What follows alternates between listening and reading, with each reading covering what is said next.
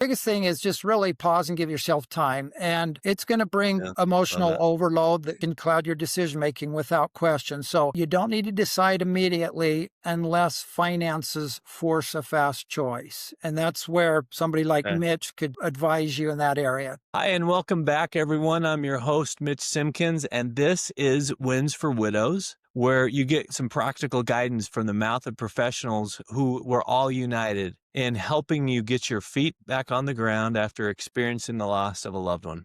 Together, we'll uncover the rooted question that you might be asking yourself: what now, and what should I do next? Today, I'm excited to introduce and to host a good friend of mine from many years working together, Tad Griffin. Tad is a real estate advisor, agent, and advocate working with Century 21 here in Utah. And his goal, his role is really to help educate and inform his clients and individuals and families when it comes to all things real estate, buying or selling or investing. And today he's going to share some of his knowledge and experience specific to you and some of the questions and things that you might be asking yourself about the real estate. I know in this space, and there's a lot of questions about real estate and what to do with it. And Tad's the man to give the word, right, Tad? This is Yes. your jam. Yeah, real estate's a lot of fun, and I know a lot of your prospects and clients are out of state, but we network with agents throughout the country and actually Excellent. throughout the world. Century 21's one of the most The big, trusted and recognized brands in real estate, and so we're not only national, but we're also international. So if they need a awesome. link to a good agent, we can link them because I can only That's awesome. buy and sell in Utah. Thank you. Thank you. So Tad, we talked before about different places and so different things that we think will be relevant. So let's start with the first area that we discussed and some of those areas, some of the issues that may come up. But what is the most important first step that someone should really take, someone either in this case that is widowed, should take in deciding whether to keep, sell, or downsize their home? And that's a question I get all the time. What do they need to be thinking about? What do they need to be doing, if anything, right after that passing? No, and Mitch, that's a great question. And we do get that asked a lot as well. But yes, particularly when somebody's going through a loss, a major loss, either a divorce or a death in the family, especially a spouse, that should be a major concern. So what I'm going to do, let me walk you through probably the 10 most important first steps when deciding whether to keep, sell, or downsize your home. And hopefully after today's webinar, we'll email you a list of these so you can review those at your convenience. So don't try to take it all in right now. Really, I'd say the first step is you've got to pause and give yourself time whenever possible. A For sure. major life change brings emotional overload, and that can cloud decision making. And we see that quite often. So you Yep. don't need to Yep. Not, decide not to immediately. mention, not to mention that really secure network that they've lived in for so many years, and then to separate that is really hard. Correct. That safety net's no longer there. So the biggest thing is just really pause and give yourself time. And it's going to bring Yeah. Love emotional that. overload that can cloud your decision making without question. So you don't need to decide immediately unless finances force a fast choice. And that's where somebody like Okay. Mitch could advise you in that area. But avoid making long-term housing decisions typically within the first 30 to 90 days when your emotions are the Yeah. highest. Give yourself permission to stabilize your emotionally before you evaluate your options. That'd be the number one thing. Number two is I Yep. would Love I would that. recommend getting a very clear picture of your financial reality. And that's where Mitch and a financial advisor Mm. would be critical. And this is the foundation for any decision. You gather your mortgage details, your balance, monthly payment, interest rate, things like that. Get your home equity. establish, and to figure out your home equity, you take your estimated value minus what you owe. And I do a lot of what we call CMAs, comparative market analysis on homes, where we can tell you what your home value is. And an agent in your state could do the same that I could connect you with. So knowing your home equity and what you have equity in your home is very important. The third thing is household income changes. Like, do you have alimony, survivor benefits, employment income? Kind of evaluate what your new household income's going to be. And then another part of that is your monthly That's going to change. expenses. Yeah, Yeah, majorly. those are all going to Monthly change for expenses. sure. Yeah. Yeah. And the monthly expenses is important to get a handle on what utilities, property taxes, insurance, maintenance, those type of things. So then you can see what's coming in, what's going out. And then the fifth component of that would be emergency savings. Do you have any liquid assets or stuff that you can access if you need them? And again, these are things that I would definitely go over with somebody like Mitch, a financial advisor, and get clarification on. And then the biggest question you're going to want to answer on this is, can I comfortably maintain this home based on my new financial reality? That's a big question that you kind of need to figure out. Okay. Yeah, And then the great next question. The next step I would recommend is access your emotional connections to the home. When someone goes through a major loss like a death or divorce, it's common to feel one of these two extremes. Either the home's going to feel like a safe and familiar anchor, or on the other side of the coin, the home could feel heavy, overwhelming, or filled with painful reminders. And so I'd really recommend yourself which of those two extremes are you may be feeling, especially in those first 30, 60. That's great. I love that. That's awesome. Yeah. Yeah. And then the main thing is, does staying support your healing? I'd really give some deep thought to that. Does it really support your healing if you stay? Or do you feel more peace imagining a fresh start somewhere else? Maybe another state, maybe closer to where your children or other family members live or other friends. Maybe you need proximity to people that will make you feel comfortable. I would definitely think about all those factors. I would say the fourth step is understanding your legal situation. And again, this is where you want to bring in another professional. Probably after a death or divorce, you're going to want to get involved with an estate or an attorney that can help you understand these things. You're going to want to check the title, find out if your name is solely on it, and that can go through your title company there. Reviews, if it's a divorce, review your divorce decree, confirm inheritance rights, if there's any inheritance, probate requirements, or trust instructions, and then also try and understand the tax implications of selling. And again, that's where you're going to want to talk to your title company, a real estate professional that can help you understand capital gains and step-up basis and those types of things. So yeah, definitely consulting an attorney before you make these decisions, in my opinion, can really help prevent costly mistakes. And then I'd say the fifth step you probably want to do is evaluate your practical needs going forward. Your lifestyle is going to look very different, so consider some of these things. Do I need more space, or do I want less space? We find a lot of people when they lose a spouse or even going through a divorce, a lot of times they'll downsize. They maybe go from a home that could be 4,000 to 5,000 square feet, and they may get into something more like 1,000 square foot. Condominium that's single level, or something that's a little more manageable and less upkeep. And then a couple other questions to ask yourself: is the current location convenient for work, kids, family support, etc.? Take all that into account. And then, are there mobility considerations or long-term aging needs? Because we find a lot of people, as they go through a divorce or a death, losing a spouse, maybe they're going to end up being in a assisted living or a memory care center soon. So evaluate all those different options. And all they're those getting a lot more creative. Aren't they getting a lot? Aren't they getting a lot more creative now with some of those retirement options where they allow you to come in, and then if as your health changes, you can kind of move into different spaces without having to move again. Right. Yeah, there's a lot, at least a lot of them here in Utah. I know you can get into an independent living center. And then if down the road memory becomes a concern, they can move you to the memory care as well. That's very common here in Utah. We see that quite common. Yeah.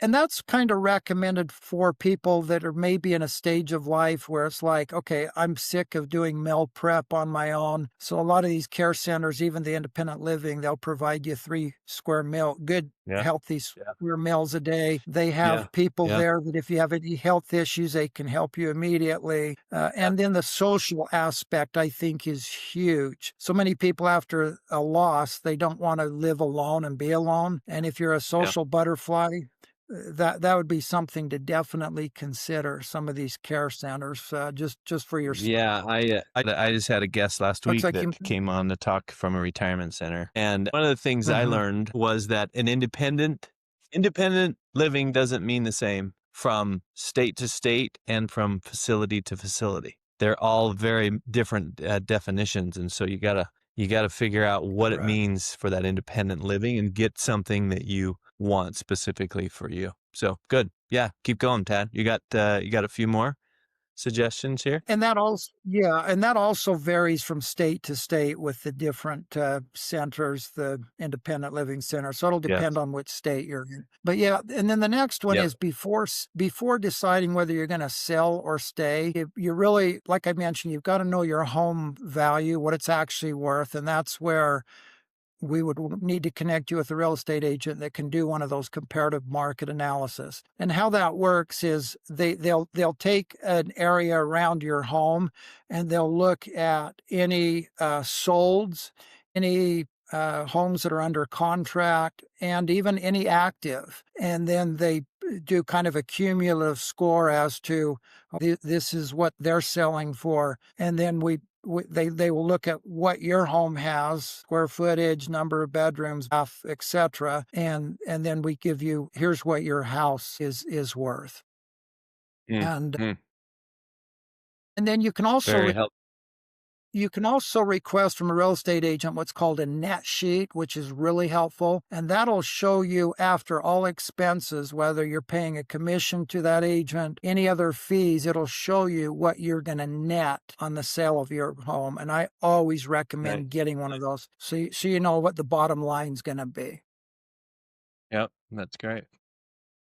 The next step is when you're doing a stay versus sell or downsizing, I would recommend doing like a side-by-side comparison and factoring in these 4 Mm, areas. What's your financial costs, like monthly budget savings impact on staying versus selling? What's your emotional impact on staying versus selling? What's your lifestyle change if you stay versus selling? And then the last one is what's the long-term stability? Which one's going to give you a good long-term stability, whether you stay or whether you sell and make that move? And often that clarity will show up when you kind yeah, of do it that's on great. a side-by-side comparison on one page. It'll help you get a little bit of clarity as to what might That's benefit you awesome.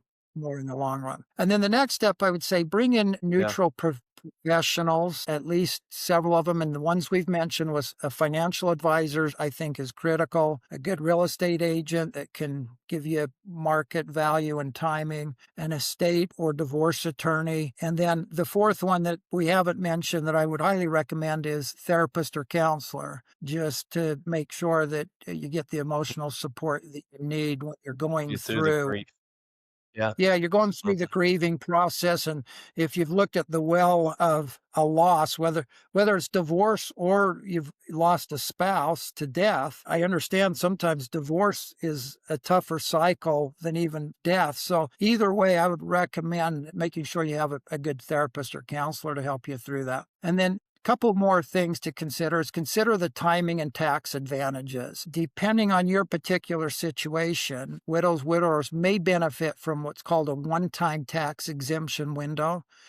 And recently divorced you can also qualify for what they call a favorable capital gains exclusion. So selling too quickly or too late may drastically affect your financing. So timing can save you thousands. And again, that's why you want really a financial advisor that can make sure timing is correct, because timing really is of the essence. And then the last one, Mitch, I was thinking is making the decision that supports your next chapter. So once they've done their emotional, financial, and legal evaluation, I would really recommend that they choose the option that supports these three things: their peace of mind first and foremost, their financial security second, and then the third one is a healthy new life structure. And if that's being near family, near other support, individuals, friends, I'd highly recommend that, because no matter what they've been through, they deserve stability and a home environment that will support health and growth. So I think it's just critical that. Anyway, any other questions? I love that you've mixed the emotional and the mod piece of it. Those two definitely go together. I just met with a lady last week who's considering what to do and to move to a whole different state. And that was the first thing I said. Well, do you have your support network there? Do you have people there that you love? And will that be hard for you leaving the people that you have there with you now? So that's great and great advice. And Tad, if you give me that information, we'll just plug it in as a show link. We can share that. People can have that information as well. So the other thing is, and this is kind of a question around like where you live and how that works and the financial piece of it. There's a lot of money. Sometimes the biggest asset they have is their house, right? But it's illiquid and they've got to live in it sometimes. So what's out there for them to consider how to pull money from that house so that they can use it? I know there's a lot of things are out there, some that are probably better than others, and some that you should maybe do or stay away from. Any of these that you should absolutely stay away from, Tad, that you're just like, nope, don't do that one that you hear about people doing? Yeah, I mean, you hear a lot that if they're over age 62, they might want to run what's called a reverse mortgage on their home. Those can be favorable or negative, so you got to be cautious on that. I would really recommend making sure you have a good agent, real estate agent, or financial advisor that can advise you on that. Okay. But because those have kind of a different opinion, right? Some people love it, some people don't, and there's definitely a mixed piece. So I think your comment is excellent. If you're going to do it, make sure you know what you're doing, if before you flip the switch, have somebody review it, either a loved one or someone who's a professional to take a look and say, are you getting the best deal? So. Yeah, but supposedly a reverse mortgage is where they maybe are over 62, 63, and then they want to try and start pulling some of the equity out of their home and using that for living expenses. So it can advantage people, but be cautious when you're looking at that. What about bridge loans or seller financing, some of that stuff? Yeah. There's several different options. So a lot of times the biggest challenge we see in people that are over 50 or over 60 is that they have quite a bit of equity in their home, large amounts of equity, but the challenge they have is that they're on a really low interest rate on their mortgage, like a 3.5, which is unheard of now, because now we're above 6%. And so a lot of them are like, I don't want to sell because now I'm going to lose that incredible interest rate. Or maybe they've even paid off their home. So you're right. What they can do is you can do a cross-collateral loan or a bridge loan where they use your home as the collateral for getting in another place. And those are very commonly done. You just got to make sure that you fit it right. But yeah, we do those a lot. And you do. Okay. And that's not a bad one to consider. And that works now because of interest rates going so much more. Correct. Now, one other option, and we do recommend this sometimes, if you've got so much equity in your home and you're at a really low interest rate, let's say they're at a 3%, they may consider what you mentioned was seller financing, where essentially that homeowner becomes the bank and they're the loan, and they can charge a 5.5% rate and make a good return on investment, and they can require X amount down. Like, let's say it's $1 million home. Maybe they want 300,000 of their equity paid up front, and then maybe they sell or finance the other 700,000, or maybe they want 500,000 of the million and they sell or finance the other 500. That's a decision they can make. But that's very attractive to a lot of buyers. People say, well, that's a risk. What if I get them in and they turn out to be a crappy homeowner? Well, it's just like a bank. Then you foreclose on it, you get the money that they've paid, and you can rinse and repeat, or just sell it, one or the other. Yeah. There's a lot of options there.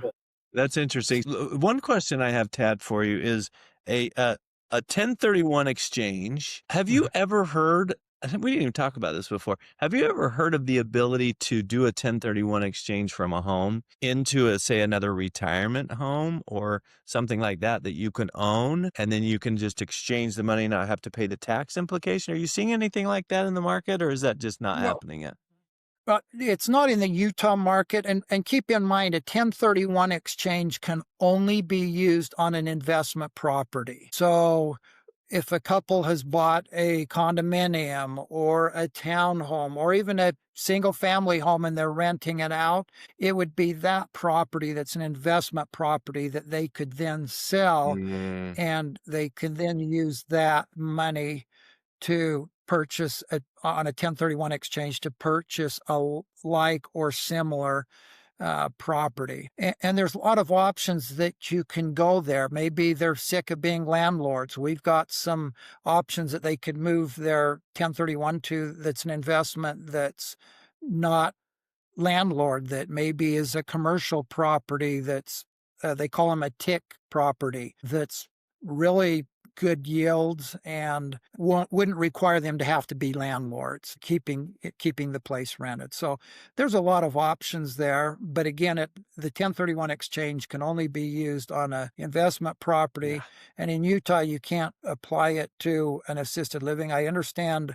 I think you'd even mentioned that California may. You were breaking up really hard, and then I don't know if can you still see me? You probably still can't see me. Kicked me out. I'm just seeing chat support troubleshoot, unable to connect. So somehow. All right. So try to come back in. I think you can come back in now. Go back into that same link. I kept it recording, so we didn't lose the recording. But yeah, you started to break up really bad. So I didn't know if that was my end or yours, but yeah. So it's uploading. It says 43%. But I need to go off and re-click on. Well, does it just say rejoin? Join again? Please keep this tab open until the upload is done. This is your upload page. Keep it open to ensure your recording uploads smoothly. All right. Well, I'm going to do this. I'm going to try to stop it. You probably got enough. I think you can just kind of end that where we were at. I think it may be good. Well, captured a fair amount, but I'm just trying to see if it's going to. It says 99% uploading, but it's not letting me stop it. Dang it. Why is that not? Yeah, I want to make sure what we did here says it's uploading. Yeah, it says uploading. It says 48%. This is your upload page. Keep it open to ensure your recording uploads smoothly. Mine says it's 99% uploaded, but I don't know. I don't know if I dare pull out of this. Maybe log out of yours. Maybe go out of yours completely, because it looks like it's uploading on my end. Go to yours completely and come back in. Yeah, close it and see. Okay, leave. Okay, let me try and come back to you. I'm not going to click on that studio. Oh, it's so hot today. Well, middle of December, I haven't been a I know. It's so warm. And it's scary. It is more like mountain bike weather than ski weather. Yeah, it's incredible. Dang it. You know what? I don't know if this is going to let me even stop it or do anything with it. I may have to just close this out. It says it's 99% uploaded. So I'm hopeful that means that if I, get out of this, that it's going to be there, but I'm afraid I'm not going to be able to do anything with this. We may have to start where we left off, and then I'll just have my editors. It just totally, you started to bleep out, and then I started to check my network. It shows I'm in now, but you're not. All right, let me change. There you are. Yeah, there you are. Yep. Well, let's let's just pick up where we stopped, and then I'll watch afterwards to see if what we did worked or if we need to maybe reconnect on some of those. So we'll record pick up this. Okay. This is, by the way, editor, that this is the second version. The first one worked. Otherwise, we'll have to redo it again. So yeah, I think we covered question 2. Let's jump into the third one. So common Wait, mistakes you're you coming through see really choppy, when selling Mitch. homes. Mitch, you're coming through really choppy. And is it really delayed? Yeah, it's like just delay, and it's like the image is fading and coming in and out too. Like it's clear and then it's blurry, then it's clear, then it's blurry. Am I the same? Mine looks clear, yours doesn't look as clear. And that's Now you're okay if it's blurry. okay. There you go. Yeah, that's okay if the picture's blurry, that's okay. The sound makes it hard to have a conversation when it's so delayed, but the picture being blurry, that's not a big deal. It actually uploads a lot better than what that One would other be. one Yeah. other question, Mitch. Do you have the ability of putting the closed caption on it as well when you do the video? Well, I think we will on some of the snips that we'll send to you. Yeah, I Because don't know if they if do you it on the if actual video itself. if you add closed caption, they say it's like an 80% higher watch rate on videos and stuff. Google that, Very and cool. you'll see that it's Very really cool. high. Yeah, I love That that. if you can add that'll help, especially because you're dealing with older people. So it even makes it, to me, maybe even Yeah, more no, I love that. beneficial to them. More helpful. I love that. I love that. So let's do one more question here, and then one of the common mistakes, Tad, that I see is again, divorcees or women who are widowed making mistakes with their homes. How is working with a knowledgeable real estate professional